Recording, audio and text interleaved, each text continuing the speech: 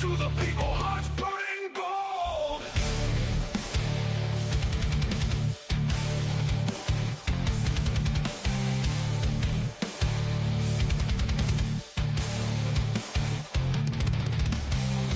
False promises and corrupt schemes rip the veil off the deadly dreams. No more silence, no more deceit. We'll take back the ground beneath our feet.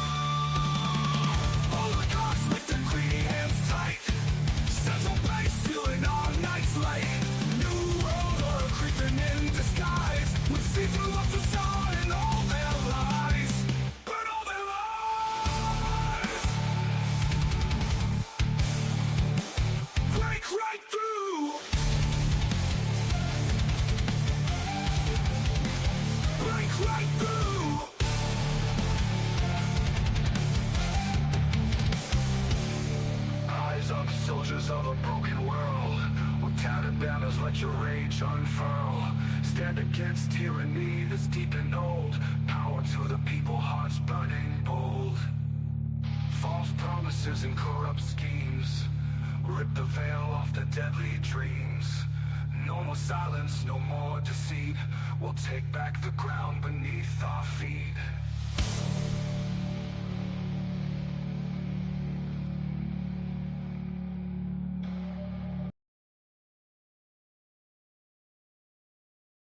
Of the board of directors for this corporation called the American government. A monolithic and ruthless conspiracy that relies primarily on covert means for expanding its sphere of influence. It is a system which has conscripted vast human and material resources into the building of a tightly knit, highly efficient machine that combines military, diplomatic, intelligence, economic, scientific, and political operations. Its preparations are concealed, not published. Its mistakes are buried, not headlined. Its dissenters are silenced, not praised. Good evening, or morning, afternoon, night, whatever it is, wherever you're tuning in from. Hope you guys like that song. Actually, it's pretty cool. AI generated, creators that don't start to use AI. I mean, I don't understand why you would not. I get it, but AI is like Pandora's box. It's already open though. You know what I mean? So that song, I actually was listening to it earlier. I wanted to start it from the beginning, but apparently it just picked up where it left off. It's pretty sweet. It's got sweet guitar solo in it. It's actually called Burn the Corporate Fiction. And I had AI write it. It's pretty badass actually. It talks about the bankers and you guys heard a good majority of it, and that guitar solo, you'd be hard pressed to find a human that could play guitar like that. It was pretty cool. But anyways, I was torn on even having a stream tonight. I wanted to do a little bit more preparation for the stream I actually wanted to do on the Satanic Panic, but still a little behind on that, mostly because it's pretty difficult to watch a lot of the stuff that you have to watch and read in order to look into what actually happens during that, what is still happening regarding that. But anyways, I came across some executive orders. Apparently Trump has signed. He's going to disband FEMA, which is impressive, or at least he should disband it. I mean, it's a land grab agency. It's the only reason it ever existed in the first place, right? Apparently, we're getting rid of Pride, Rainbow Pride Month, which is excellent. And then he declassified, or is beginning to declassify, JFK, RFK, and MLK Jr. So it gave me the idea, well, I had done a stream a while back probably about a year ago on civil rights equals slavery.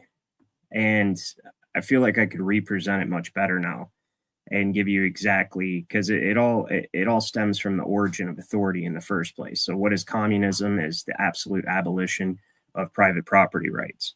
And what is freedom under common law is you're able to own absolute title to your property, to your estate.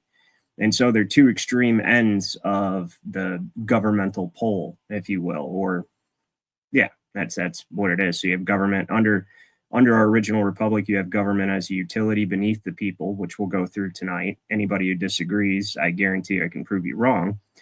And then under communism, you have governor as daddy, which is where they were taking us, where we almost are right now, almost, except for our founding documents are still intact. And so I figured we would go through and explain exactly how civil rights are a scam, because they are.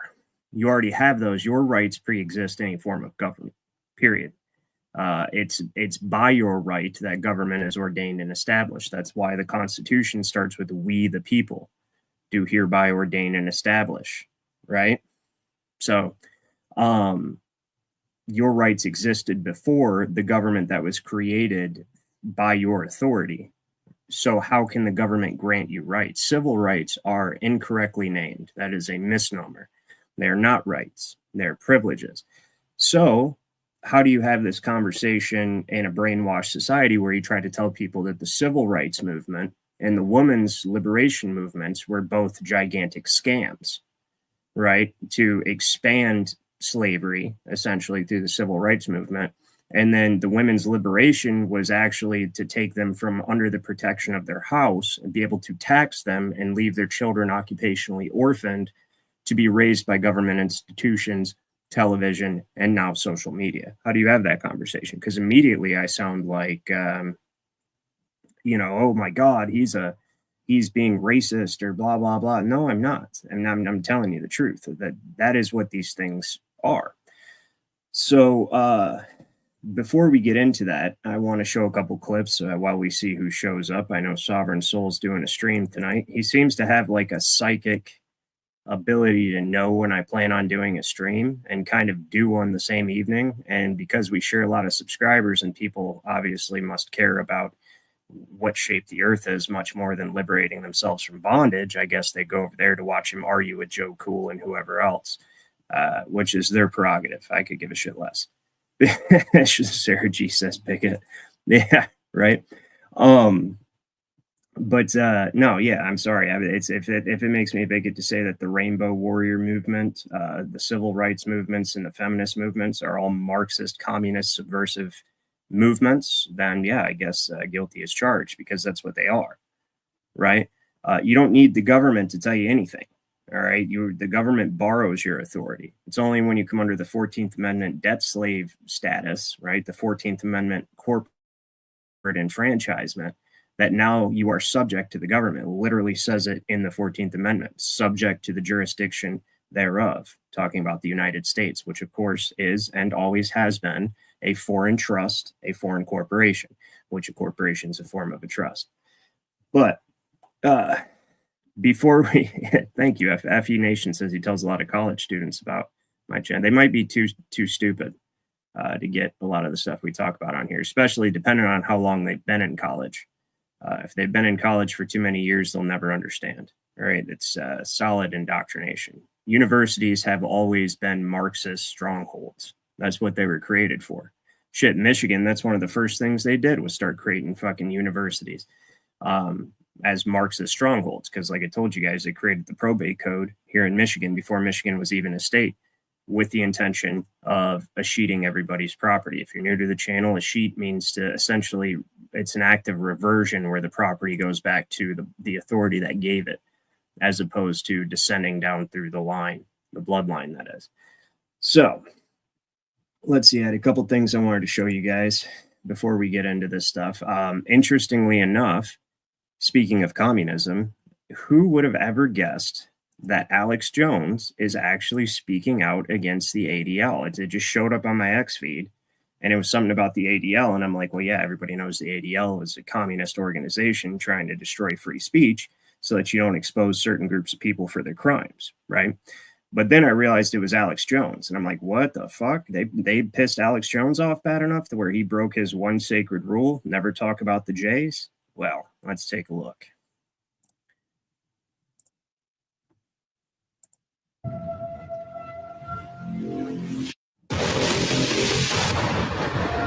Apple was the first company to remove Alex Jones's hateful, anti-government conspiratorial rants from their platform. And other tech companies, as we know, followed their lead. We have the ADL that is openly the arbiter with big tech and the censors on who can be online, who can basically in the future with a social credit score even have a job. You're going to be put into ghettos and then into camps under their admitted plans. JP, I'll address this comment in a second, or after this video, actually.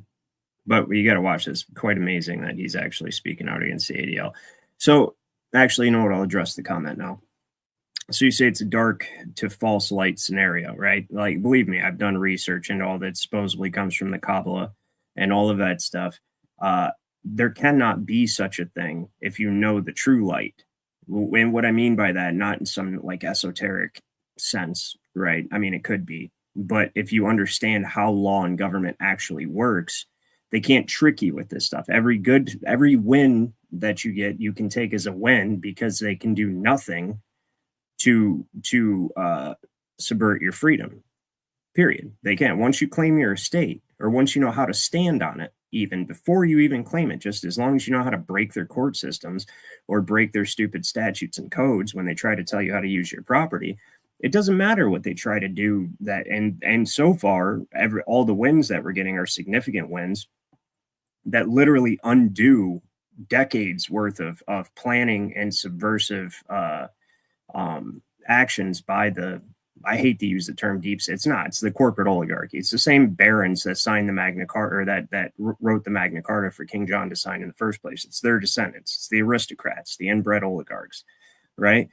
There's nothing they can do, though, once you know how the game works, right? So you can take all of these as wins to watch this. If their intention behind doing all of this stuff, right? If their intention behind speaking out against the ADL and using the imperial power of the president to undo a lot of the communist land grab organizations and stupid Marxist communist holidays and all of that stuff, those are not bad things at all, right? Because it's not going to get me to think that they're going to save me or that I'm going to place my trust in them to manage my estate or tell me what to do with my property, any of those things. It's just they're undoing a bunch of bad shit that was done so we can enjoy it. You don't have to deprive yourself from the enjoyment of watching the Marxist squirm just because you know it could be a ploy to get you to trust the new people in power. You don't have to, they're not in power.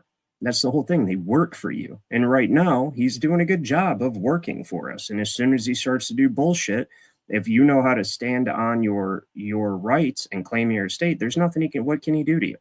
Short of turning the military, and which he's never going to do that. He's not that tight. That's not what's going on here.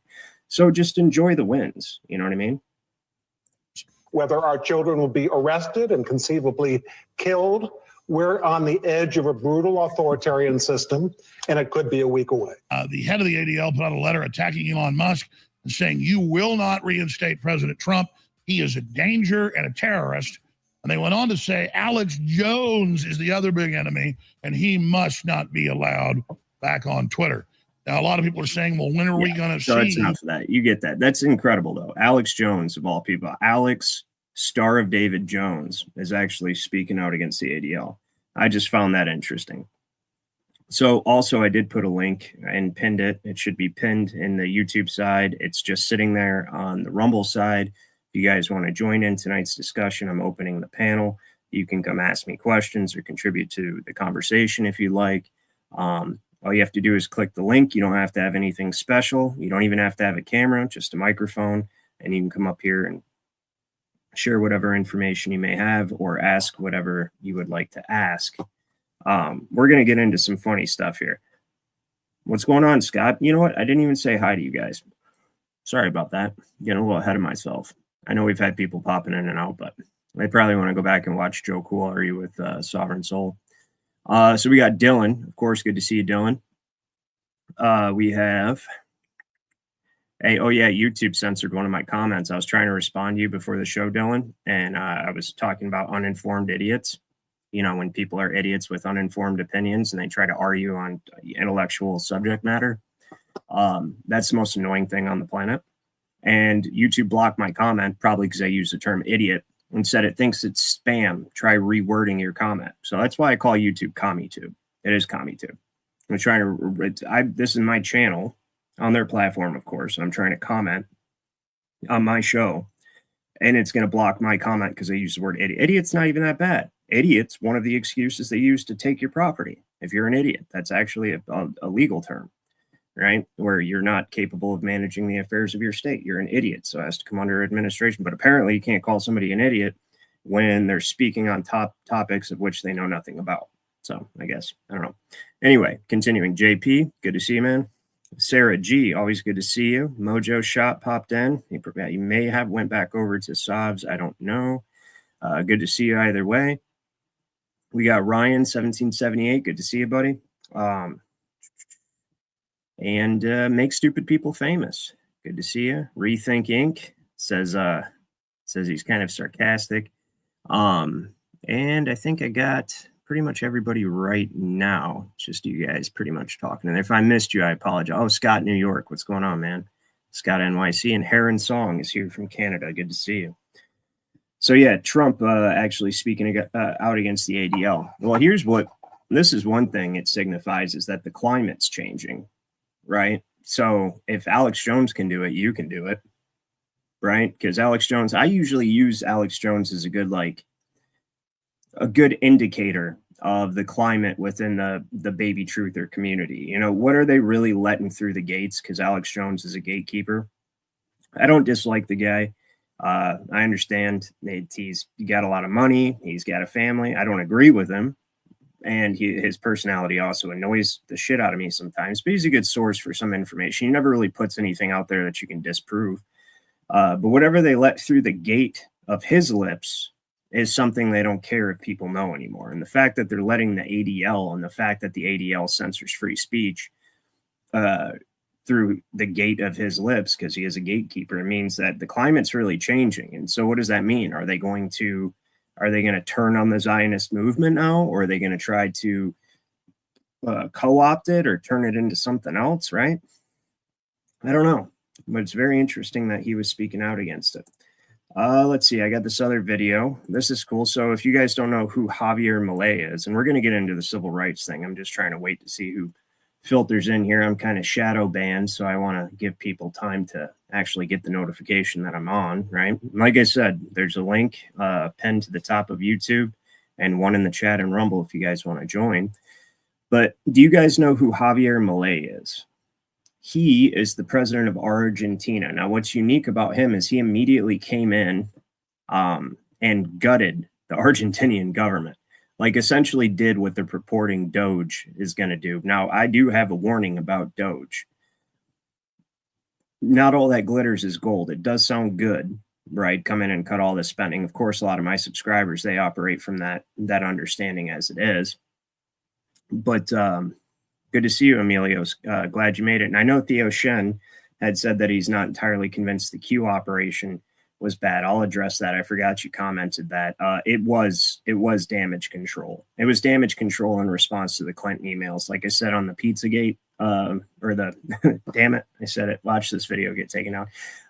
The triangular shaped food gate video I did on the Rumble exclusive. I said that I believe was damage control in response to the Clinton emails coming out talking about her unaliving a chicken in the name of Moloch in her backyard on government servers and all that. So they created the Q operation as sort of like a controlled opposition where they could control the flow of information and direct the investigation. Everybody latched right onto that. But Javier Milei, of course, while he's in government, right, and you can never trust a politician ever, period. I wouldn't even say entirely. I just say don't trust him.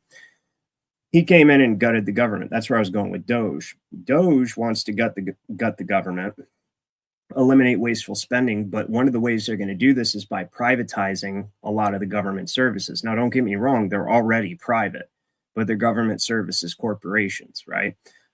They still maintain some level of accountability to the people.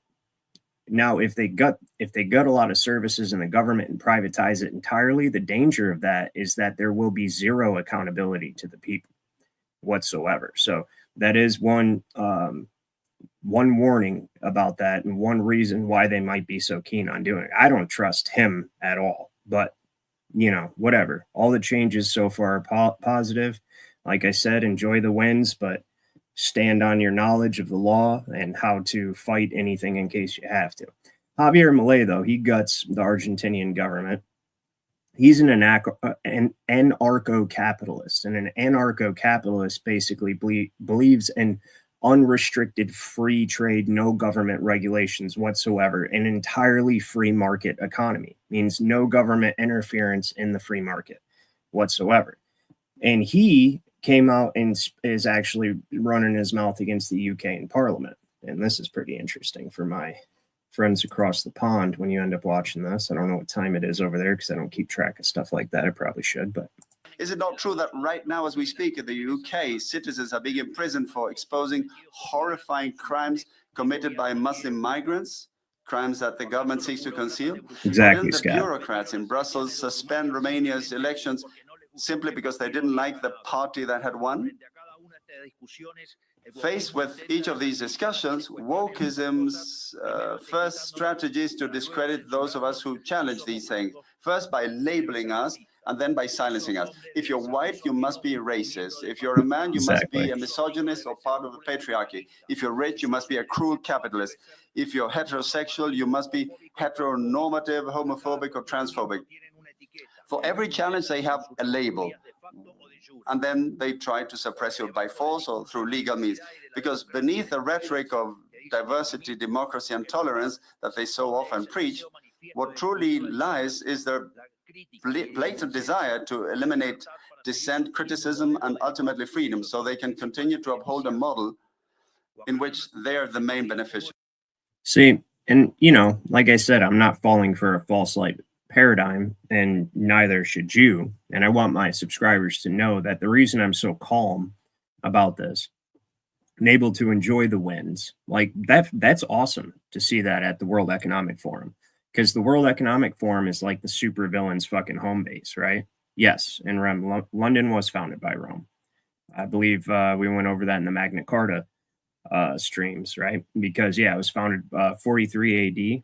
No, 46 AD, somewhere in there, in the 40s AD. And it's always been sovereign and independent of England. Absolutely. In fact, the Queen and now the King will kiss the ring of the Lord Mayor of London before entering, because that's actually the supervillain's hideout. But the WEF is their platform, right? And so to watch that happening, and yes, Lord Bebo actually does some good videos, so I'd leave his plug him, go ahead and check him out. But to see this actually happening right in the communist headquarters, telling them like, listen, you guys are using this woke Marxist communist ideology to subvert the majority and to essentially label moral Christian traditional, even if you're not Christian, if you're just conservative traditional people, as extremists, right? So they were actually prepared to do that here under Title 42 again, like I talked to you guys about the day before yesterday. Title 42 under public health labeled racism as a mental health crisis. And the reason they did that and gave broad powers for the government to be able to handle that and as if it's a crisis, as if it's an emergency in whatever way they seem fit. And so that would have allowed them, open the door for them to be able to do what they're doing in England, where if you speak out against the immigrants who are dropping grapes everywhere, right? These young individuals, then you're considered racist. You're considered an extremist. You're considered whatever, and they'll lock you up, throw you away in jail, and you'll get a longer sentence than the people that are actually committing the crimes you're speaking out against, because it's some sort of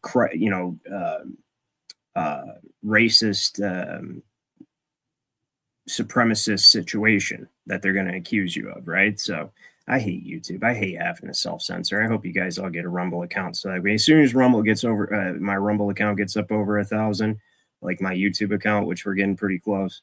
We're going to do more Rumble exclusives for sure, because it's much better. It flows much better when I'm able to just speak freely and not have to try to, I know a lot of you guys only have access to YouTube, or, especially overseas, but so anyways, that was pretty interesting. And I think I have one more. Oh yeah, this blew me away, actually, to see this happen. Yeah, Convid was a private. Exactly, it was.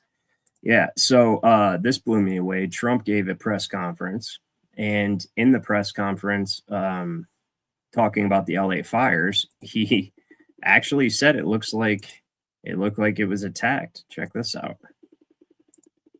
It's just a short little clip. Who the hell is blowing my phone up? The biggest in the history of California. I think, has anything bigger than that happened in the whole country ever? It looks like, I don't want to say what it looks like, but you know what I'm going to say. It looks like something hit it. And we won't talk about what hit it, but it is a bad situation. That's impressive. Like, he's saying and doing a lot of stuff that ordinarily would get a president terminated from office and life in general. So it is impressive, and enjoy the wins. It doesn't mean you have to trust them. Don't expect you to trust them. Of course not. But just enjoy the wins, because what I teach on this channel, the federal government has nothing to do with you, period. And that's what we're going to get into tonight, actually. It's a good segue into the civil rights discussion. Civil rights are a scam. They're not actually civil rights. They're government privileges, right? Because your rights that you already had under natural law, expressed as common law in a free and open society, a free sovereign society where we are all peers, sovereigns without subjects, you're under common law. You already have all of those rights, because they're not granted to you by the government as privileges.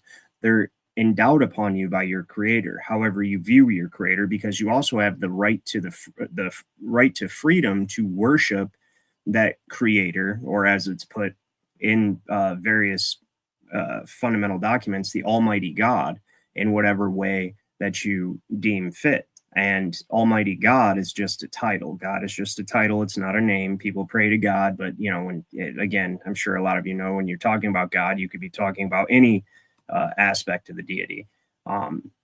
So we're not going to get into the names, but you're allowed to worship the divine creator any way you see fit. But you understand that all of our rights come from the creator and not from any other man. Cruden v. Neal, all men are in a state of nature are free, or are not subject to the institutions of their fellow men absent consent, right? We'll take a look at that before we get into this. Actually, I'll show you Cruden v. Neal in case you're just now tuning in for the first time. So let me stop sharing this. And remember, guys, if you're a longtime subscriber, I always teach things as if the people watching have never heard of it before, just so that we're all on the same page here. And we're going to share the window this time, because we're going to be going back and forth between stuff. So Cruden v. Neal. So this guy essentially was a British loyalist, and after the war, they try to prosecute him, for lack of a better term, for being a British loyalist, for assisting England during the war. And what the court determined, rightly so, is this. That the majority shall prevail is not a rule posterior to the formation of government. That the majority shall prevail is a rule posterior to the formation of government, meaning it comes after the creation of government. So you have the government, and then you have majority within the government gets to determine, et cetera, and that's only in a democratic society anyways, of which we are not. That only regards democratic processes. So it is not a rule binding upon mankind in their natural state. There, every man is independent of all laws except those prescribed by nature. That's common law, right? He is not bound by any institutions formed by his fellow men without his consent. So he says the plaintiff here is not stated by plea ever to have become a citizen or member of North Carolina. The fact that he never was a citizen, had the fact been stated, we should have replied to it. And so he still remained a subject of the King of Great Britain, etc. So long story short, they found him not guilty. Right? So anyways, yeah.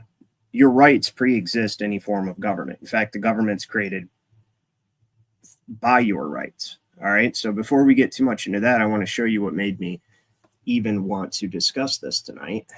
So Martin Luther King, Trump by executive order, has released classified documents regarding Martin Luther King. You guys are going to shit yourselves. There are a lot of very angry Black Panthers this evening, right?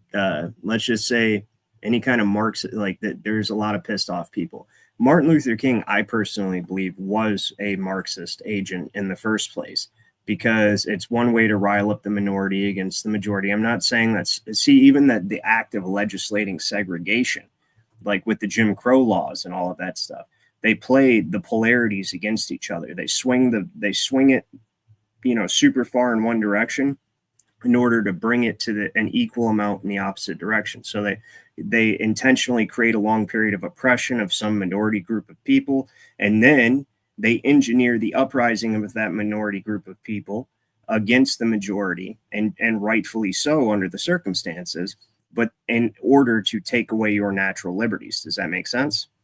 So, yeah, you knew about MLK and his dark past, Scott? I did not. I did not know this. This is pretty interesting. So we're just going to skip down to page 19. This is a declassified FBI document regarding Martin Luther King. We're going to go down to page 19. So page 19 says, okay, King's personal conduct. With the funds that he had received from the Ford Foundation, again, the corporate oligarchy propping up a counter-revolution in order to essentially divide society, and civil rights, of course, the civil rights movement was designed to place everybody under arbitrary legislation and be able to remove your ability to say certain things, to do certain things. All of these, what do we want to call them? Activist movements generally are geared and intended to be able to take away your freedoms. That's why all of these 60s rock bands were created by the Tavistock Institute, and and controlled by the intelligence community. A lot of the lead singers or major members of these 60s rock bands were either directly related to people in the intelligence community, were actually in the intelligence community themselves, or were directly controlled by the intelligence community. This was to create the hippie counterculture and the anti-war movement, which essentially resulted in a lot of anti-protester legislation after the war. At one point in time, it was illegal to even speak out against the war. They did that in World War II as well. So anyways, I digress. With the funds he had received from the Ford Foundation, King held the first of 2 workshops in Miami, Florida, in February 1968 to train Black ministers in urban leadership. And what is urban leadership? One Black minister in attendance later expressed his disgust with the behind-the-scene drinking, fornication, and homosexuality that went on at the conference. Several Black and white prostitutes were brought in from the Miami area. An all-night orgy was held with these prostitutes and some of the delegates in attendance. One room had a large table in it, which was filled with whiskey. The 2 Black prostitutes were paid $50 to put on a show for the entertainment of guests. A variety of acts deviating from the normal were observed. This activity is not new to King and his associates. So it says, as early as January 1964, King engaged in another 2-day drunken debacle in Washington, D.C. So he's the same as the rest of the eyes wide shut aristocracy, but here you have this guy being represented as a downtrodden pastor trying to empower his people and bring them up from the dregs of society, right? Being oppressed by the man. When in reality, everything that was legislated in response to the civil rights quote unquote movement was designed to take away freedoms the people already had, under the guise of giving them freedoms. You know what I mean? So, Walken Axel, good to see you, man. Let's see here. Apparently, people don't like me talking about Martin Luther King. They bounce, but whatever. I don't care. Anyway, that's the facts. Here's the declassified document. I'll actually link it so you guys can take a look at it. if you'd like. So let's get into the discussion, shall we? And you guys are more than welcome to come up if you want to join me in discussion or ask me any questions. Yeah, it is wild heron for sure. So let's get into this. We go to the United States Constitution, right? So how can the government, what are civil rights? Civil rights, first of all, civil, anything civil law is Roman law. It's statutory law. It means you're under the emperor or you're under some kind of governmental authority, right? Civilian rights as opposed to military, right? You're under some form of government control. See, that's not how our government was originally set up, especially under the Articles of Confederation. And while we're on the subject, why don't we just bring that up? The Articles of Confederation I actually have right here. The reason the Constitutional Convention was held, it was a subversive meeting, and the Constitution is a subversive document in order to give the judicial branch of government the ability, like Thomas Jefferson said, to work like gravity by night and by day to usurp the sovereignty of the states, which they did through probate, right? Under presumption of, basically take over education, make sure people do not know the law. Once they do not know the law, then they fall into poverty and dishonor. And once that happens, you can take their estates and bring them under administration. And then you're allowed to sell or dispose of the property of the state for the benefit of the person you're taking care of, all that stuff. That's why they did this. But under the Articles of Confederation, first of all, it says nothing about we the people, which is another scam I'm not going to get into, but it works against them if you know what you're talking about. It says to all whom these presents, well, let me actually go ahead and zoom in for you guys. To all whom these presents shall come, we the undersigned delegates of the states, affixed to our names, send greetings. So it was just delegates, people vested with authority to represent the states and thereby represent the sovereign people of those states at the meeting. Okay.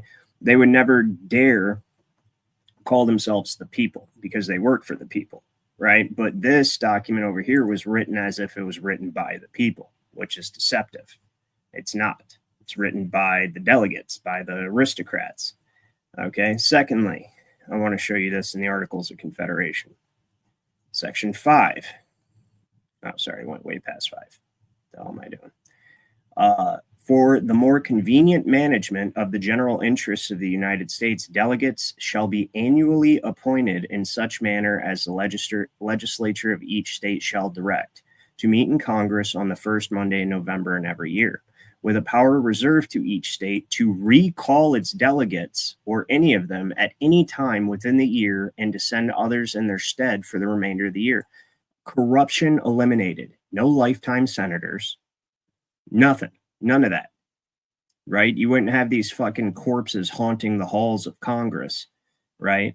At all. And in fact, as soon as they did something that you didn't like, you could recall them at any time for any reason. You could just recall them. You're done. Get out of here, right? Now you made deals with Raytheon or Halliburton, right? And we're not with that. So you're fired and you're probably going to be prosecuted. And now we're going to send this new delegate to go eliminate that deal. Right. This is why they did the Constitutional Convention. The Constitutional Convention was done behind closed doors without the consent or knowledge of the people of what was being discussed. They had armed sentries outside of the Constitutional Convention, and they hurried up the ratification through the states before anybody could even discuss it. OK, and that's why the Bill of Rights was an amendment afterwards. Because Thomas Jefferson was actually out of the country. And when he came back, him and Patrick Henry and Thomas Paine got together and said, what the hell is this document? He said, why would you accuse the government that's seen us through a victory against the greatest imperial force on the face of the earth? Why would you accuse that of inefficiency and laziness? Like, why would you get rid of the Articles of Confederation? That doesn't make any sense. Well, it makes sense if you know that the banker agents within the government, including George Washington, all wanted to centralize the power in anticipation for something. Of course, they didn't know how it was going to take place, but it was in anticipation of the 14th Amendment, where they then could create federal citizens and expand that net of collateral to within the state by territorially occupying the states with the 14th Amendment and everybody contracting with the federal government. And then be able to use that entire citizenry once all of their estates were taken under administration as collateral to take out loans from a private third-party central bank. Well, think about this in general in the first place. People have to understand this about monetary policy.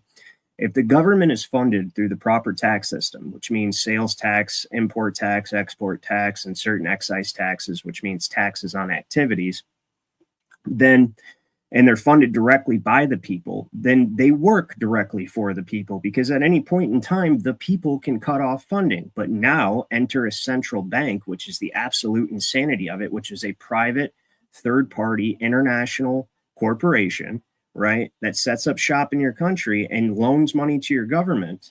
They don't need your consent for anything that they do anymore. In fact, that bank is funding them to turn around and make sure they squeeze the taxes out of you to pay the bank back. It's the only way that could work. In order for a nation to be truly sovereign, just like Jefferson said, you have to take away the power of the government to be able to borrow money. That's it. He said, if there were one amendment I could get ratified or amended, if there were one amendment I could get amended to this Constitution, it would be to take away the power of the government to be able to borrow money. That's it. And that's exactly why, because when you're borrowing money from a third-party entity that has no allegiance or loyalty to your nation, your republic whatsoever, then it essentially the government's competing with its own citizenry. That's it. And on top of that, they don't need the consent of the citizens whatsoever, unless the citizens know how to use the, and not citizen, people, the people, unless the people know how to use the law to take each one of those treasonous assholes through the common law process, right? You hold a grand jury. The grand jury is the most powerful power that we have, the most powerful authority that we have. It's granted to us by the Magna Carta. Okay. It's, I'll show you guys how powerful this shit is actually. So we'll go all the way down here. It's 60 something in the Magna Carta.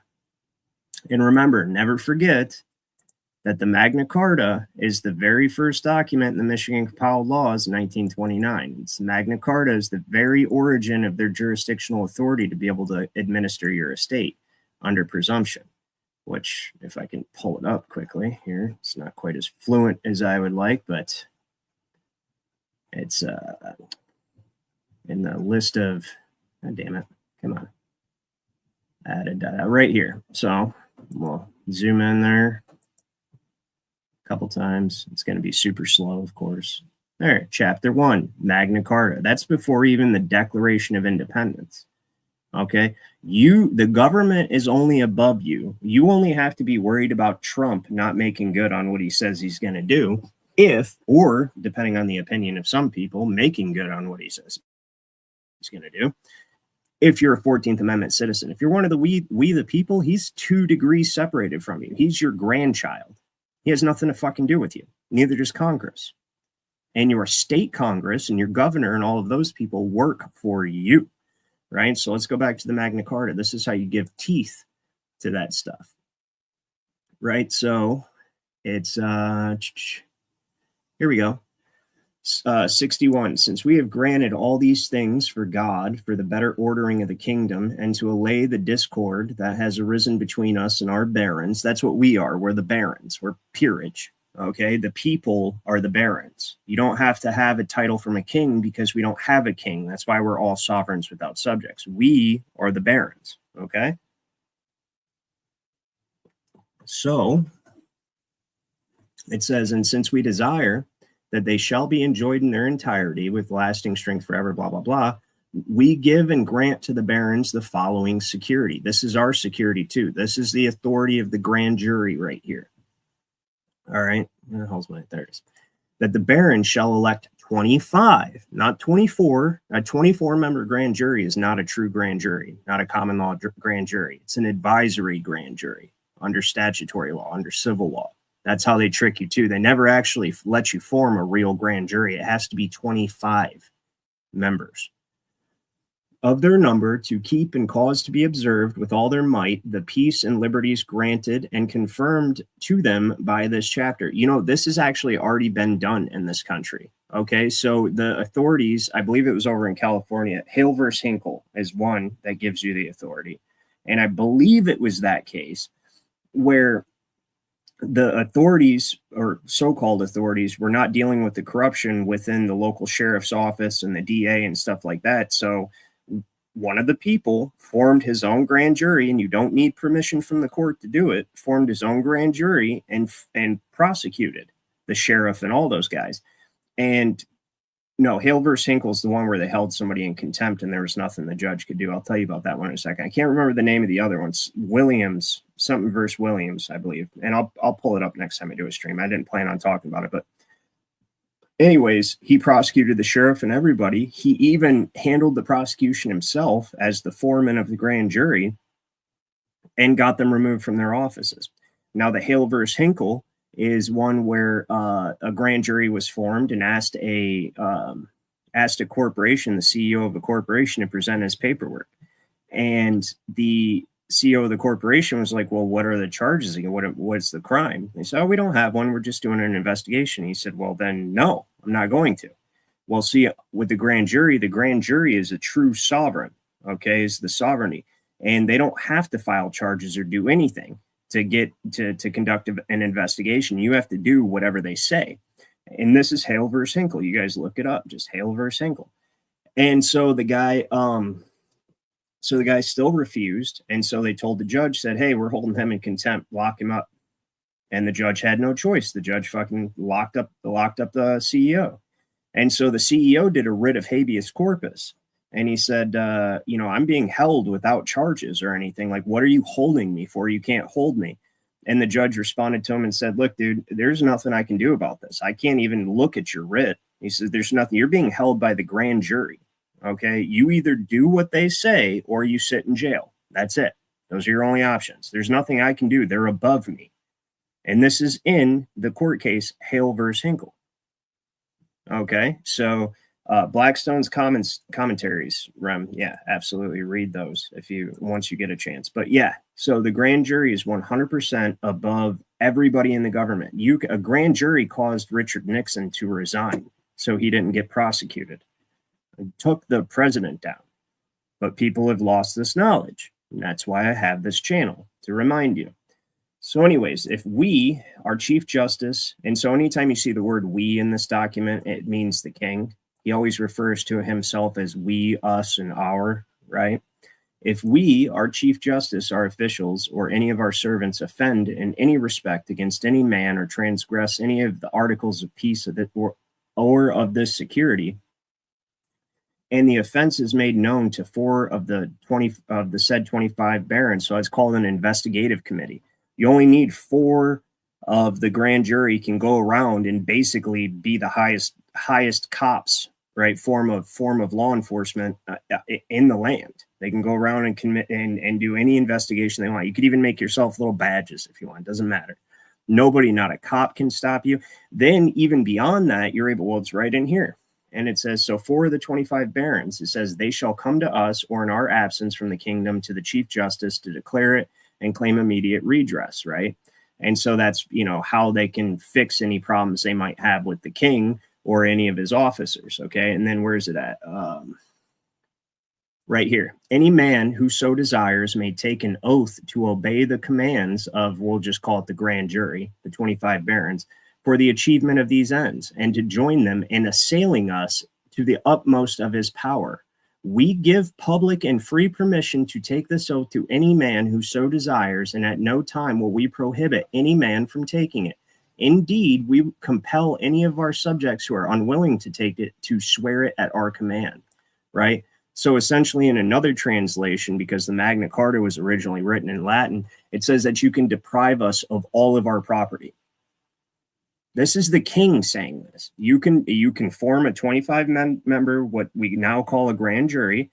4 of you can form an investigative committee, and nobody can stand against you. And then you can even cause a militia to swear an oath to you to serve your purposes and carry out your ends. So that's it. They call the grand jury the 4th branch of government, but it's not accurately branch of government because it's above the government. So the 3 branches are subservient to a grand jury. There is nothing anybody can do against a grand jury. That's it. And this is the type of power you have. So you don't like what Trump's doing? Form a fucking grand jury. He's not doing anything wrong right now. In fact, I'm surprised at all the shit that he does. But I know that if he starts fucking up, you can do this. You can do this. Doesn't matter. That's how you can enjoy the wins without being like stressed out about, oh my God, he's going to bring in Noahide laws and all. Gives a shit, dude. He's not going to do any of that. He cannot subvert the common law once you know it. They've spent centuries, or like at least a century and a half, trying to bury the common law so that you forget knowledge of it because they can never get rid of it. It's the original jurisdiction. Just like I said, for this reason, this is the Magna Carta we're reading right here. This is the very first document in the Michigan compiled laws of 1929 is the Magna Carta. They have to honor it. They have to honor anything in here. And so does every other state, period. Right? So we're talking about the origin of authority. Okay, so civil rights, that's the purpose of tonight's document, or tonight's presentation.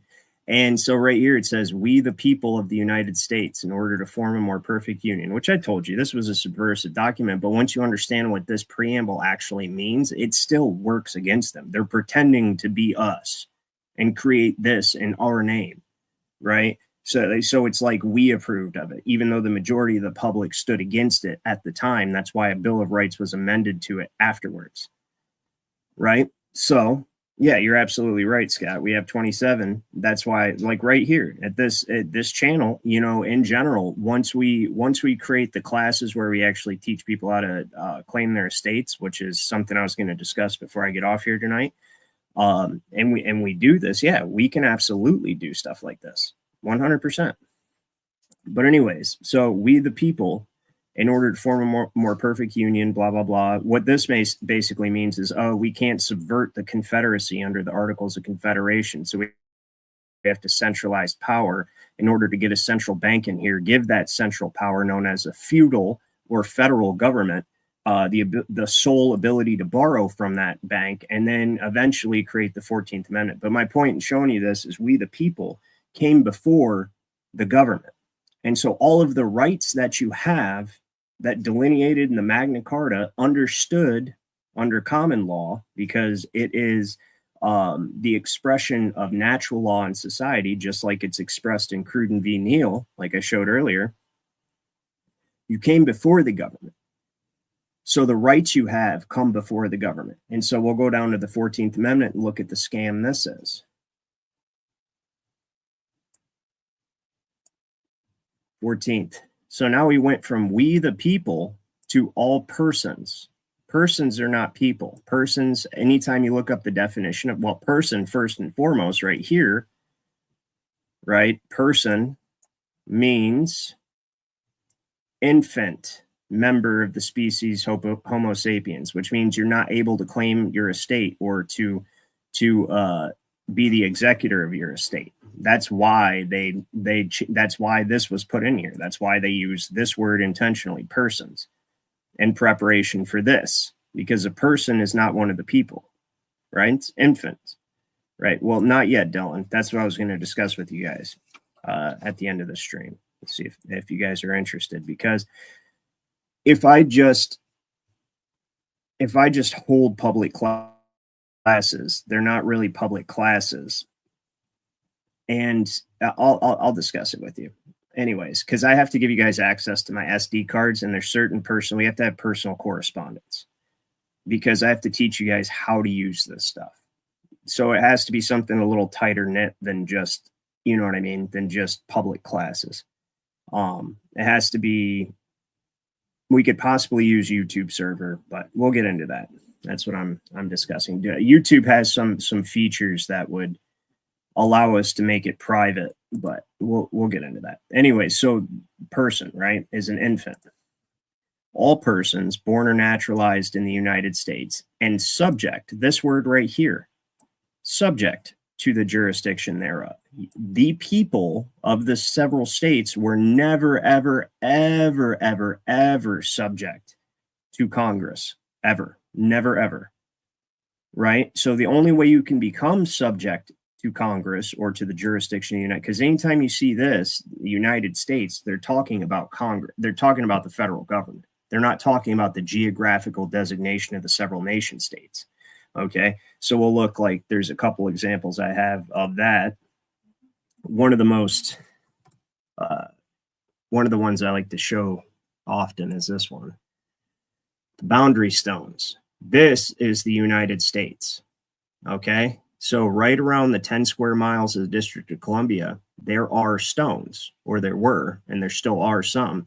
And on one side, I don't know if you guys can see that, but on one side, let's see if we can click it.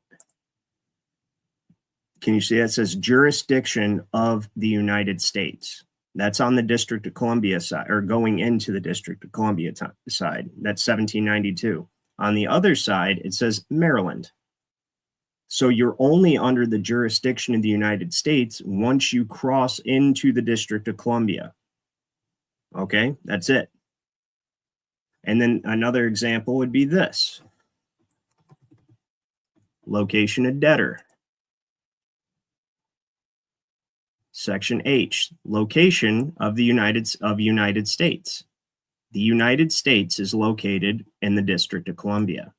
Okay, so that was one of the confusing things they did right when they drafted the Constitution, was because they used to be known as United States and Congress assembled, right?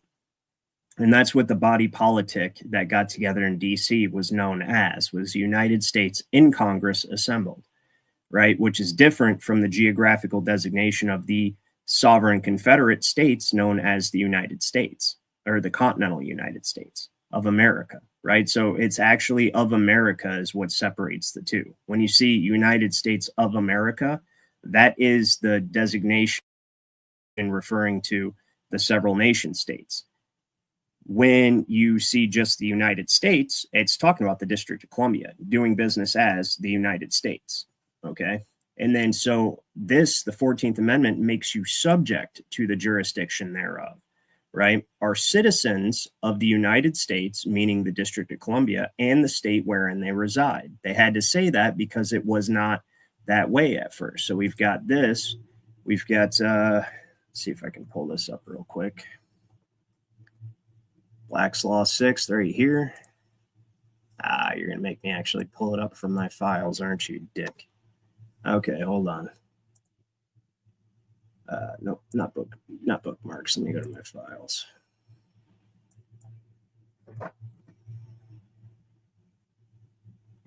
Blacks. I've got a lot of Blackstone and other things apparently. So Black's Law 6. There we go. Boom. So you go down to, oh, look at that. See, AI is occasionally helpful. That they didn't never have that before with it made a table of contents for me. How do you like that? So we go down to FO.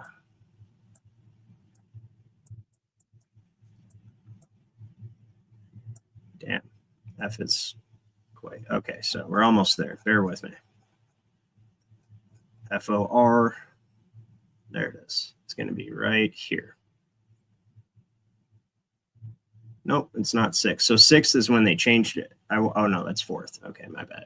No, we're still good. So it's 14th is going to be, where the fuck are you?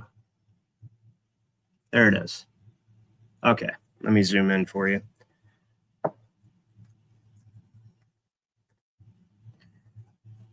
So 14th Amendment. The 14th Amendment of the Constitution of the United States, ratified in 1868, creates, or at least recognizes for the first time, a citizenship of the United States as distinct from that of the states.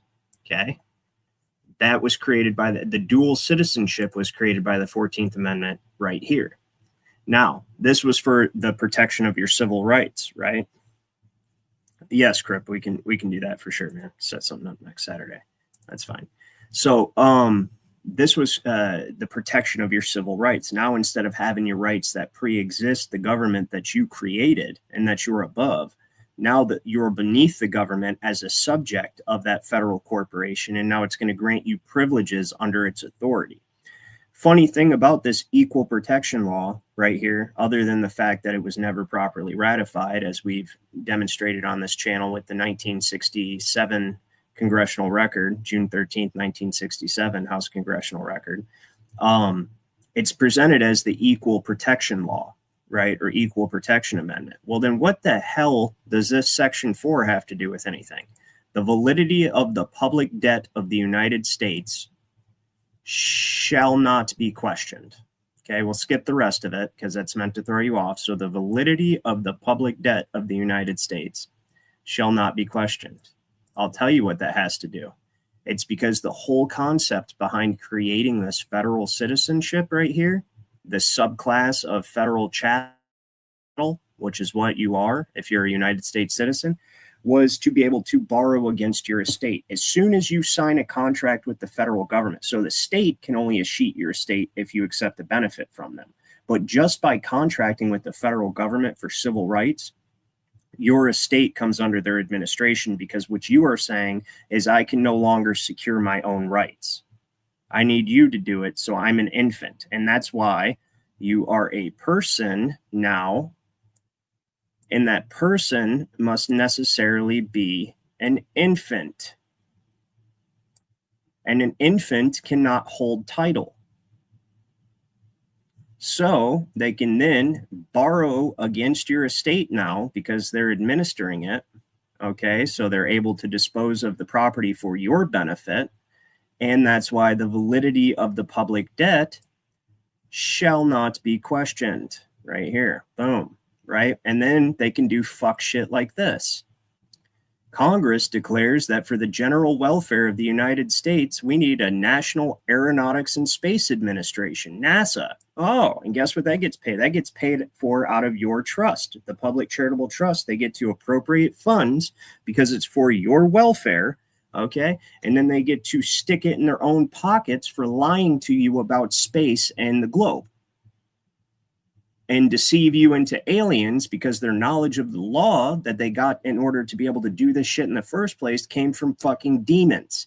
And they want you to think they're aliens. But I'm sorry, I digress. That's my personal beliefs on the situation. Okay. But here's the facts. They pay for this out of your trust because it's for your welfare. Declares that for the general welfare of the United States. Congress declares that for the general welfare of the United States because it's in Title 42. And Title 42 is all about taking care of the infant. Okay? That's it. This is where civil rights, this is where welfare, this is everything. Look at this shit. Look at national environmental policy. That's so they can take control of large swaths of land in order to use it as collateral for loans, of course, right? So, sell different bonds and stuff, representing it to China or whoever else, right? That's why China comes over here and collects on their fucking debt and like, hey, give me this. But then China, of course, is still controlled by the same central bank. So it's really just swapping tenants, not owners. And then disaster relief, the whole FEMA thing, paid for out of your trust. Everything they do is paid for out of your trust. Everything. And this right here, Title 42, which is what includes the civil rights right here. See, look, boom, civil rights. And all of the institutions created for civil rights paid for out of your trust because it's for your welfare, because you're an infant and you're accepting the benefit of privileges instead of just being free. So Kripperick asked, do most lawyers and judges so your average lawyer? I don't think so. I think they're just taught process and that's it, right? Because word of torn, they're just taught how to transfer your homage and service from one feudal lord to another. Let us not forget that the word attorney means this. In feudal law, to turn or transfer homage and service from one lord to another. This is the act of feudatories, because we live in neo-feudalism, vassals or tenants, upon the alienation of the estate. Right? It's not your estate has been alienated. It's been escheated. It's under administration. Okay. And you're just considered chattel on the estate. You're property of the estate.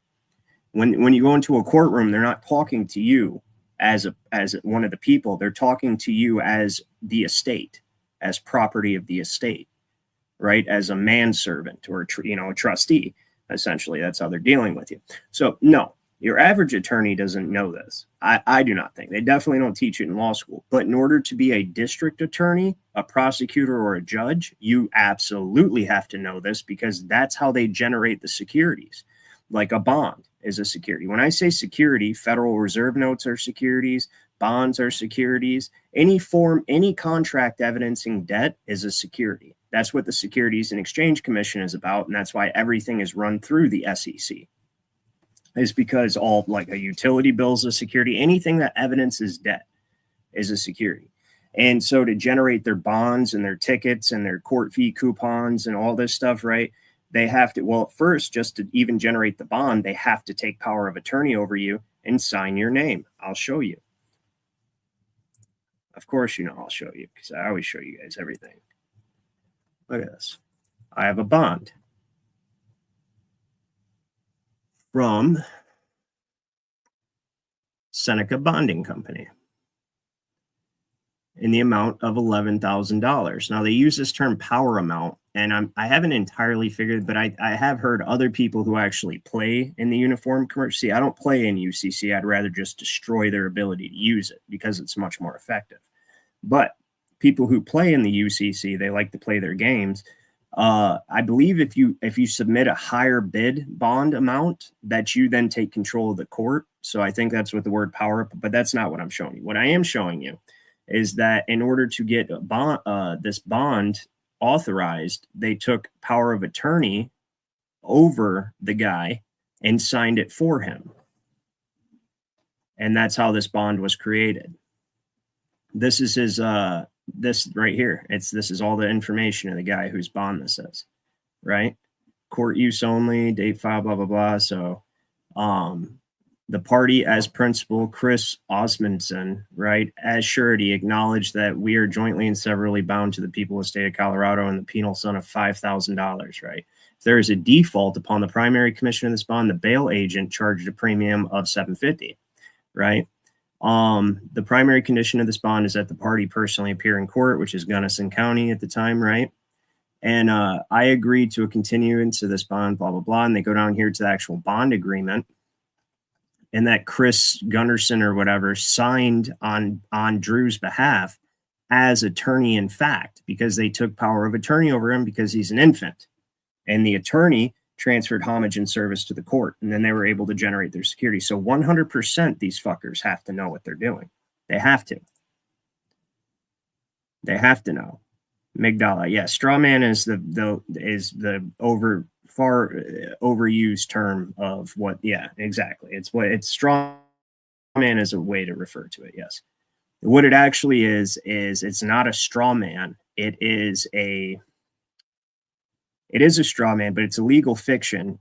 Basically it's dealing with you as a trustee, as property and chattel of your own estate, because you as one of the people of whatever country you're from, and by country, I mean state, because my country is Michigan, you're presumed to be missing or dead, okay, because you never claimed your estate. And then the United States trustee, the agent of the United States that's using the estate, is considered to be a trustee of the estate that's charged with the maintenance and care of the estate.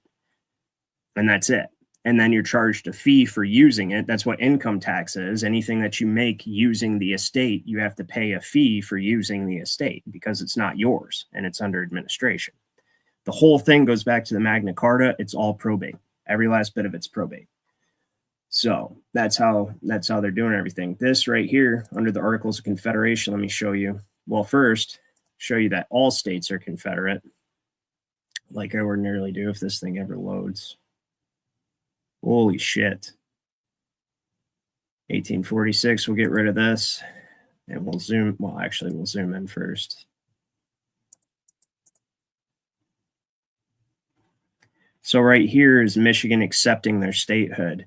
And it says that, and as the interest, right here, if you guys can see my, oh, fucker. If you guys can see my mouse moving back and forth, because I can't highlight this, says, and as the interest and prosperity of the state will be greatly advanced by an immediate admission into the Union as one of its sovereignties, and the people of the said state are solicitous to give to her sister states and to the world unequivocal proof of her desire to promote the tranquility and harmony of the Confederacy, because our entire union, northern and southern states, is a Confederate union. We go to Penhallow versus Doan's administrators, and this is what this means, why they had to use the Civil War to make the union corporate in the first place is in order to make the states subject to the federal government, because it was the federal government is a feudal trust created by the states and could never be above the states, right? Right here I have it. And this is a 1795 case. So when you say, you go to, we'll do control find, and say Confederate, and then it should be one of the first. There we go. So, but wherever an alliance is not corporate but confederate, the sovereignty resides in each state. But when it's corporate, that means it is essentially a franchise or an incorporated entity of the corporate head, which is now the United States Corporation. That's the difference between the word state in all lowercase letters and the word state in all capital letters. One's a corporate state, the other one is a Confederate state, and all states were Confederate. I hope that clears this up for everybody. Okay. And it says, let's see, now the state retained all powers which she did not expressly surrender to the Union. A state cannot cease to be sovereign without its own act, nor can sovereignty be asserted but upon a clear title, meaning you cannot have a lien on your title and be sovereign, such as in the way that they mortgaged the estates of the 14th Amendment citizens. You weren't sovereign anyway because you're accepting privileges from the federal corporation, but even beyond that, you couldn't be because your estate has a lien against it in order to issue securities. And that's the situation we find ourselves in. Another interesting thing about this, the reason I was coming into it is, oops, let me get rid of that. Article 6. Yeah, no state without the consent of the United States and Congress assembled shall send an embassy to receive any embassy from or enter into any conference, agreement, or alliance or treaty with any king. See, they had to put this because without putting this, each of those states are their own nation, and they could absolutely do that if it was not put in here, right? And then no two or more states shall enter into any treaty, confederation, or alliance, whatever between them, without the consent of the United States and Congress assembled. That's what I told you guys. It's actually supposed to be called the United States and Congress assembled. Now it just says United States. Under the corporate union in the District of Columbia, the Organic Act, and they started doing business as the United States, it got rid of this old federal trust entity known as the United States and Congress assembled. And let's see, no vessels of war shall be kept up in time of peace by any state except such number. That's because guess what? The federal government didn't have its own military.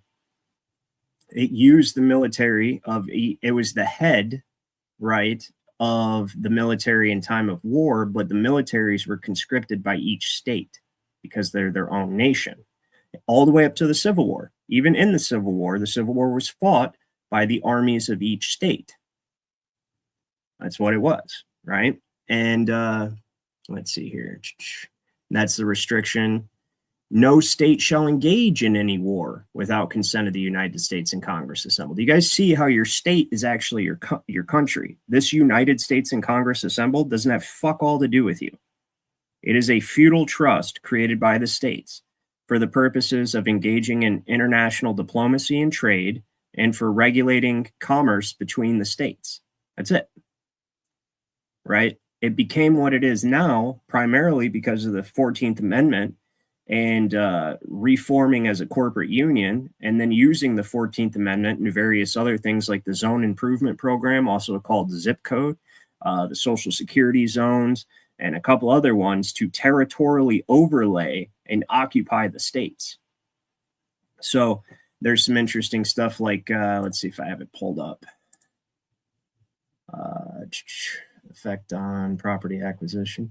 displaced persons not eligible. So this is talking about who's eligible for assistance, right? From the welfare, right? Which is all, it's a benefit taken from the trust, beneficium abstinende. He who accepts the benefit abstains from being the heir. Well, if you haven't signed a contract with the United States Corporation and become a 14th Amendment citizen, they can't access any of your estate to give you a benefit from it, meaning they can't mortgage it and borrow money and then just give you a little piece of it in the form of welfare or social security or whatever, while they turn around and buy fucking rockets and jets and send a bunch of it over to the fucking blue and yellow country and to the Star of David country and every other fucking country on the planet. And they just give you a little pittance of it because you're just the beneficiary, you're just the infant that they have to take care of. And it's quite troublesome. That's ultimately why they want you dead, because then they can just use your estate without having to take care of you. But they can't directly kill you because that violates the Magna Carta. So they have to do a soft poison of you through food and medicine and everything else, right? Or if you're in Canada, just outright suggesting that you unalive yourself, which was the leading cause of non-natural death in Canada last year, from what I was reading. That's insane. Yeah, it's apparently you got a broken leg. Why don't you just, unalive yourself? Just go ahead and do that. That's, probably cheaper for us anyway. But anyways, back to this, right? So displaced person, you want to go to displaced person, right? Any person, blah, blah, blah. Farm operation. Nope, this isn't what I wanted. Where is it? It says, oh, there it is. Sorry. Except as provided in subsection C, a displaced person shall not be eligible to receive relocation payments, meaning relocated into federal territory or any other, that's your Social Security, by the way, or any other assistance under this chapter if the displaced person is an alien, which is what you want to be. You want to be one of we the people and a foreign alien to the United States Corporation, not lawfully present in the United States. You see how they have to put it that way? It's the same as the motor vehicle or resident defined in the motor vehicle code. See how it says not lawfully present in the United, because you can only ever be lawfully present through contract, because the United States is a construct of the mind. It's a corporate fiction, and we want to burn it to the ground. And so we go over here, we do resident defined in the Michigan compiled laws, and they have similar verbiage. Resident means every person who resides in the state and establishes that he or she is legally present in the United States, because resident means foreigner. A resident is a foreigner. Okay, I actually have, if you guys have a second, I'm going to shut this down probably about 10-15 minutes because I didn't plan on doing a long stream tonight. But if we do elementary law, this is a good treatise. And this is something that I'm gonna discuss with you guys. I want to be able to give you guys access to my SD card, my drive, and I've already gotten emails being asked for it. But I don't just want to give it to any old idiot. In fact, just like I was talking with Dylan before the show, there's a lot of people out there who like to give their uneducated opinions on intellectual topics. There's a lot of people who will misuse this, abuse it. They will fuck it up, right? And then turn around and blame me for fucking it up. You have to be taught how to do this, right? And so I want to make sure I only have people who are serious, who are going to do it the right way. And it does work. And I've shown you that it does work. There's a $6,800,000 lien on 4 court officers in Colorado right now. But anyways, elementary law Smith, this is what we want. Don't be a burden, you useless eater. Yeah, no shit. I didn't mean to sound like that, but I mean, they're not entirely wrong. A lot of the times there are all the welfare people and everything. They're the main reason we're in this problem. I'm not going to pretend like they're not.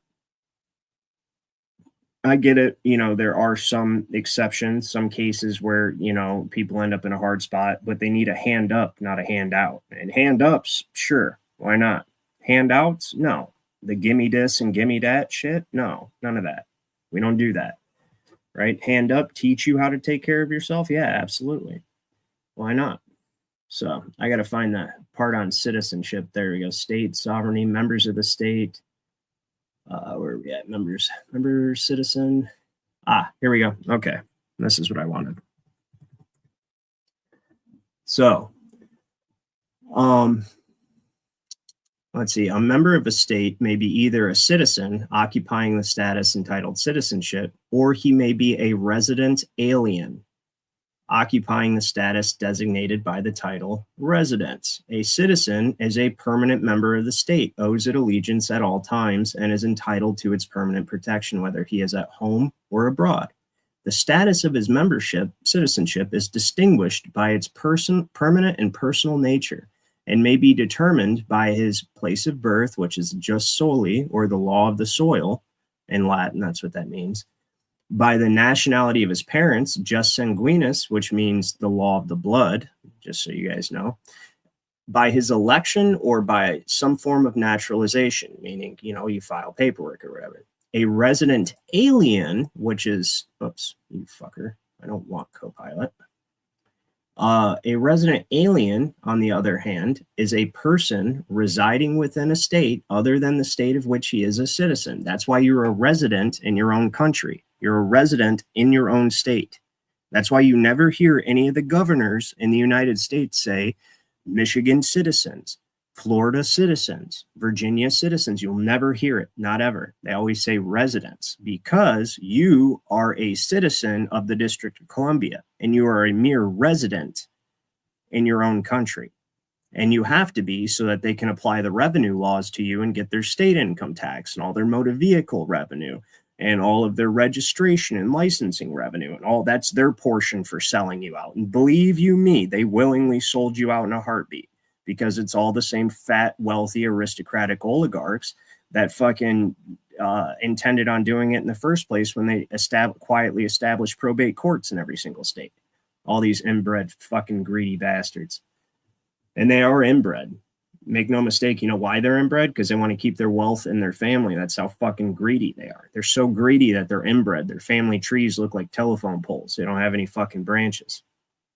Anyway, so again, a resident alien, on the other hand, right, is a person residing within a state other than the state in which he is a citizen. And just so that we are clear, the resident alien occupying, right, the status designated by the title residence. So resident is a resident alien. That's what resident means. You cannot be a resident and a native simultaneously. You can have as many residences as you want, but you only have one domicile, and where your domicile is your nativity. And they've removed the word domicile from legal work and any kind of fucking the public lexicon altogether, right? Because they don't want you to know that. So, and it says, he owes the state of sojourn, meaning where he's traveled to, allegiance and is titled to protection during his stay. The status of the membership, the status of his membership, quote unquote, or in parentheses, quote unquote, residence, is distinguished by its temporary and local nature. Citizenship usually includes privileges and powers such as the right to vote or hold government office, and special duties such as required military service, or just access to your natural rights and the ability to hold court in general. Okay, but that's why they removed you from your state citizenship or any knowledge of state citizenship. Now there is only United States citizenship as far as they're concerned. And when you try to tell them, well, no, that's not true, they say, oh, that's just a crazy conspiracy theory. I can prove it a million times over. Check this out. Last thing I'm probably going to show you real quick is McDonald v. State.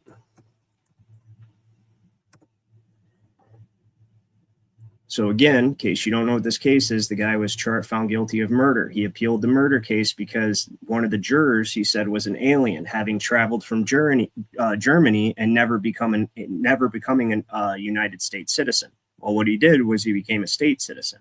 So it says they denied his appeal.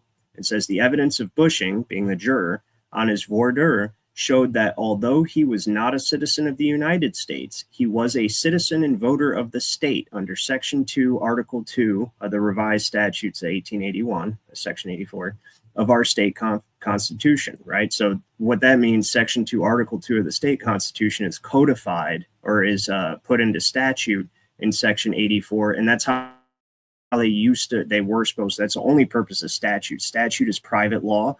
It only applies to you if you contract to be under it. But when the statute reflects the constitutional or common law, then it applies to you anyways. Even if you say, I don't have to be under that statute. Well, even without being under that statute, it's still the common law. And we just put it into statute. And so it's not common law because it's statute. It's enforceable either way because it's common law, if that makes sense. But anyways, what it says is one may be a citizen of the state and yet not a citizen of the United States. And this is further reinforced in Thomason v. State, in Corey v. Carter, and these are all Indiana Supreme Court, McCarthy v. Frolke, right? And in the matter of Willits, or in re Willits, which means in the matter of. So, no, United States citizenship is absolutely voluntary, and it's a shitty deal, by the way. Okay, so, all right, let me go through some of the comments and some questions, and then I'll yes, your state is gaslighting you, is gaslighting the public. Yeah, that is why they call you resident, Michigan residents. I'm sorry, I'm not a fucking resident, okay? I'm one of we the people of Michigan that created the government, and I'm above you, so get the fuck out of here, right? But see, they sold out because then they're able to apply the revenue laws to you. They can only apply revenue laws to 14th Amendment taxpayers, 14th Amendment debt slaves, right? 14th Amendment elective franchises. So, but yes, and I can prove it a million times over. So let's go back a little bit and look into the comments here. All right, so Sarah asked me if I know what you mean. Oh, yeah, okay. Don't be a useless eater. No, seriously. That's why they feel justified in doing what because a lot of people actually are. And then people like us get swept up into that net and it pisses us off. And they're steadily trying to eliminate any way out of being grouped into this communist pool of administration. Communism is 100% abolition of private property rights, which is what they want. And which means that everyone's estate is being administered by the government for the benefit of those people because they do not know how to live independently. That's the only reason why you would ever have communism. And people actually volunteer for this. Like, you watch these fucking idiots, especially lefty liberals. And like I said, I don't subscribe to the two-party paradigm. And trust me, there's a bunch of crazy right-wing people also, just crazy in a different way. But at least they generally have their own shit. They have their own house and all their own shit, okay? These lefty liberals literally want communism. They're begging for it. They're like, oh, well, it doesn't seem that bad. Everybody got enough money. I was watching a reel on, no, because I don't even go on Facebook anymore, but I was looking on X, and there was some videos that somebody had taken off TikTok. And these people had watched this like Red, if you guys know the name of it, it was when TikTok was down briefly, and there was this other thing came up called like Red something. And I guess it was like from communist China. And people are like, oh, we got to talk to Chinese people and they seemed real nice. And communism, if that's what communism is, sign me up. People can pay their bills. They have enough food. They only have to work one job. It's like, dude, what the fuck are you? How stupid are you? Yeah, no, okay. So they have food that's selected for them. And it's probably bugs, right? Secondly, they work one job, but probably 20 hours a day. And at gunpoint, right? That's why Foxconn has suicide nets outside of their building. The people that make iPhones, they have literal suicide nets outside of their building, okay? Because people hate their lives so much that they try to jump off of it, right? Well, Foxconn got tired of that and just put nets outside the building. So, an inescapable hell, right? And guess what? If you ever question the way that the CCP is doing anything, they're going to end you. You'll either go to prison or die. So, like, yeah, communism, that's how stupid people are. People are really that stupid. They really, really, really, really are that stupid. Shepard's common law pleadings. Okay, that's good. I don't know if I have that one. I have a shit ton of them, though. I've got, let me see what I've got in my... You can only read so many. The one I was just reading to you guys, Elementary Law, it's phenomenal. And that's one of the very few that was written after 1900 that actually has honest truth in it. That isn't like written in some sort of deceptive and tricky way by a bar pirate, you know, because right around 1913 and after, any mention of the common law, it was quickly removed, and everything was kind of jaded and is skewed in the same way that I showed you guys the definition of 14th Amendment, said it was created or recognized, or at least it created or at least recognized for the first time the citizenship of the United States as distinct from the state.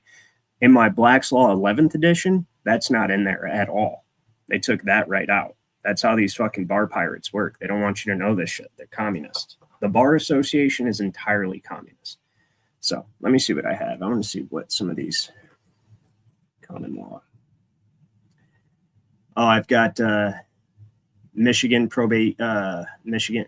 Let's see here. I've got Spirit of Common Law from 1920, Elementary Treatise on Common Law. That's a couple volumes. Civil Procedure of Common Law, The Theory of Common Law, Practice and Pleading and Practice with Forms, Annotated Forms, Pleading and Practice. Those are two separate books. Common Law Pleadings, Flow of the Case.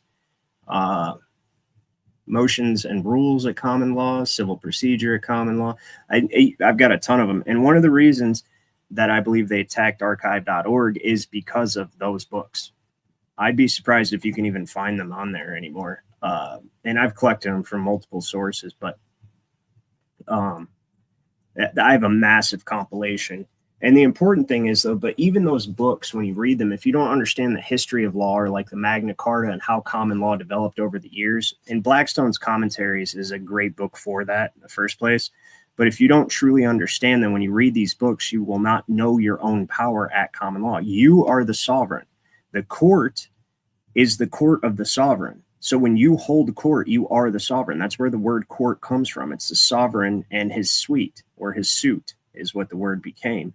And so even in the Magna Carta, they used to have to chase down the king wherever he went. And that's one of the things they put in the Magna Carta is like, we're not doing that shit anymore in order to hold court with him, because they had to chase down his court. His court followed him wherever he went. So they would have to go to where he was in order to hold court with him and get something resolved. And so, but the difference between English common law and our common law is we are all kings. So you can just file an at-law case and hold court if you know how to do common law process. If you know how to file. Shut up, cat. Shut up, dude. God. The cat is freaking out right now. Anyways, if you can, sorry about that. Anyways, if you know how to pursue the entire common law process to its end, and the funny thing about that is since they've removed it out of common knowledge, even amongst lawyers, when you use it, they don't know how to fight back, and there's nothing they can do about it, right? So what I was going to prevent, meow, right? That's what I'm saying. He won't shut the hell up. I don't know if you guys can hear that or not, but I'm about to go spray him with a water bottle, Anyway, it's all my wife will allow me to do. She loves cats. She's not a crazy cat lady, but she only has two. She loves them. So, anyways, that's what I was going to bring up to you guys. Wind this down a little bit. What I'm thinking about is maybe using the membership program in YouTube or something, but it would only work if it allows me to set the price, because the price would be something insignificant that you'd spend at the gas station, like $5 or something, if it lets me set the price, because it merely separates people that are jackasses that don't want to, that are not serious. They just like, it's a passing fancy for them. They're like, oh, this sounds cool, I'd like to learn it, and then once they realize it's actual work and they actually have to pursue it to its end. I don't want people starting common law actions and not pursuing them to their end. And the reason I came to this conclusion is because I helped somebody do that and they did not pursue it to their end or take it seriously. And then the courts think, you know what I mean? Then the court basically told them, said, you're pretending. You don't know what you're doing. You're pretending you know what you're doing. Because at first he fucked the court up. Like they had no idea what to do. And they even asked him permission to adjourn the case. We talk about it in Superior Court of Record, The Power of the People, The True Power of the People. Go watch that video. But the problem was, and no offense to him, but he wasn't invested in it. And he was more invested in the flat earth fucking conference that was coming up at the time and all that stuff. And he didn't do any of the things I told him to do. So if I create this, yes, it was. Yes, it was. I'm not going to put that up on the script, but that's who it was. Yeah. So if you guys are interested in doing something like that, then, well, thank you, Sarah. I appreciate that a lot, actually. But if you guys are interested in doing something, in fact, I would just apply that to yours and that would be fine. If you guys are interested in doing something like that, and it makes it so that we only have serious people. Now, what I would do as part of that is, I'll give you access to my entire hard drive, or my SD card, which has a ton of books, ton of references, ton of books with forums and practice, but also we would hold classes just for us, to where you guys join me and we all discuss and you ask questions, and I actually show you how to file these things, take you through the exact process of doing it. And then also, while you have ongoing litigation, I can personally help you get through the case, like, because you're going to come up with problem. Well, they did this. What do I do now? Or they did this one, and then we can figure this out together. We can make it happen. And I've got a bunch of, and then of course you guys will have access to my declaration of title as well. So we will do that, and I'll show you how to get that filed. Now, disclaimer, with the declaration of title, you will get it filed, but it does not matter where you get it filed. So if you go to a court of record, or if you go to a county record and they're like, we're not going to file that, and then you threaten them, and I'll show you how to threaten them. You basically tell them, I'm going to call the Department of Justice. You're secreting the public record. You're depriving me of my rights under the color of law. There's a bunch of ways where you can twist their arm, but if it's not worth the fight for you, just go to a small podunk fucking county and just get it put on the record there. And you will get it on the record. You just may not get, but it also doesn't matter where you get on the record, as long as it's on a public record, because that's the only thing that matters. Under common law, because we use a record system in this country, in the Republic, right? Or actually, any place that has common law uses a record system. So that means Canada, the UK, but it might be a tough sell in the UK. But definitely Canada and various places like that. If you were under common law, or are under common law, that's your base jurisdiction. And I've actually seen it work in Canada. I've showed a video a couple streams ago where a guy did exactly that in Canada. So I know it works in Canada. And basically saying, hey, I'm the executor. He used the wrong wording, which is something I want to teach you. He said, I'm the administrator, but it still worked. The judge left the courtroom. He dismissed the case. You want to say you're the executor. You never want to be the administrator. And that's one of the many things I'll teach you guys. But you'll get access to all that stuff. You guys let me know in the comments and in the chat if you guys are interested in that. And like I said, you'll get access to my hard drive and my personal coaching throughout any problems that you have, as well as personalized classes that are just us, where we're not going to have a bunch of people popping in and popping out. And we're going to actually go through, and I'm going to draft common law actions right in front of you so you can see how to do it on Microsoft Word. And I have templates. If you don't want to do it from scratch, I have templates as well, pre-made, that you'll have access to. And all of that stuff will be included. But that way we weed out all the bullshit. So you guys let me know what you think of that, and I will move forward from there. It may not be, we might have to do another platform. I want you guys to actually be able to join on the stream. I don't know what the max limit on StreamYard is, so I might have to shift platforms before we actually get it going, to where I can have like 25, 30 people, or however many people we have up there. So we're all in like a class basically, and everybody can just talk and not have to type, would be ideal. But I don't know. We're gonna work it out. You guys just let me. I'm just floating the idea out there to you. You let me know what you think, and get back to me on it. So yeah, Mojo. But this time you're gonna have to actually have some skin in the game and be invested. You know what I mean? So I'm willing to help you for sure. You had them guys by the balls last time, so there's that. But anyways, let me see here. So we've got Binar and Rem. Leaving it. Shit.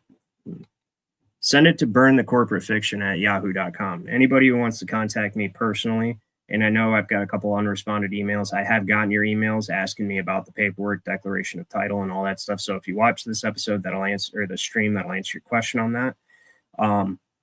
But if I don't get back to you within a day, I usually get back to you within a few days on burnthecorporatefiction@yahoo.com. And Rem, that's going to be hard for me to remember. So go ahead and send that to me at burnthecorporatefiction@yahoo.com. And then I'll have your, yep. All right, cool. All right, guys. So, you guys have an excellent night. I hope you guys realize the difference between civil rights and what a scam they are. Also had a brief laugh at Martin Luther King. I had no idea Martin Luther King was such a fucking deviant. That's insane. Like, you'd never think that. You know what I mean? Like, I knew it was like a Marxist communist movement in the first place. Not that things needed to change. And that's how they always disguise everything they do. They should have never been passing Jim Crow stuff and segregation laws in the because all that can only happen under statute anyways, right? Because that's definitely not natural law or common law. But they usually create a period of oppression and turn around and use the oppression that they created as the justification for some sort of activism that is usually aimed at taking away your rights. Look at the rainbow movement that we just had, right, over the past 5 years. So I know you put the flat Earth conference in you know what I mean. Priorities is all. I'm not going to put you on, and like I said, it's not a big deal, dude. I'd still help you out, absolutely. So it's no big deal. But anyways, yeah. With that, let me get off here because I'll keep yammering all night. Another grifty pastor. Yeah, no shit, dude. I'll tell you what. I think a lot of them guys, like especially the big name ones, they create cults. So you guys will get me talking all night. They totally create cults, and then these people are like, I don't even know. You'll see it happen like with Jaron's got a cult. The people that are like loyal to Jaron, that's a fucking cult. There's that guy, Paul Enslaved. That guy is a cult master. The people that follow that guy call him daddy. Do you guys know who Paul Enslaved is? That guy, they call him fucking daddy, dude. And he's got videos other people make about him calling him daddy. That's sick, dude. That's sick. If you guys ever, I'll block you in a heartbeat. That's fucking weird, which I don't attract those type of people anyways. He enjoys that type of shit. So, yeah, exactly. Seriously. Yeah. Paul Unbathed, Chicago says. Absolutely. Yeah. All right, guys. Well, if you're just now joining, sorry, I'm shutting it down. I'm not doing a very long one tonight, but go ahead and watch it. Oh my God. And speaking of weirdos, how the fuck did weirdo Brenda text me in my private chat? Oh, because I left the StreamYard link up. That's why. Yeah, see, that's why I ordinarily don't do that. No offense to you guys. It's another reason why I want to do the membership thing. That fucking tucking weirdo is yeah, we don't need that up here. So, all right, guys, you have a great night. Thank you for tuning in. I hope you enjoyed it, and I will see you probably Monday morning is probably when I'll do my next stream. So have an awesome one, guys. Later.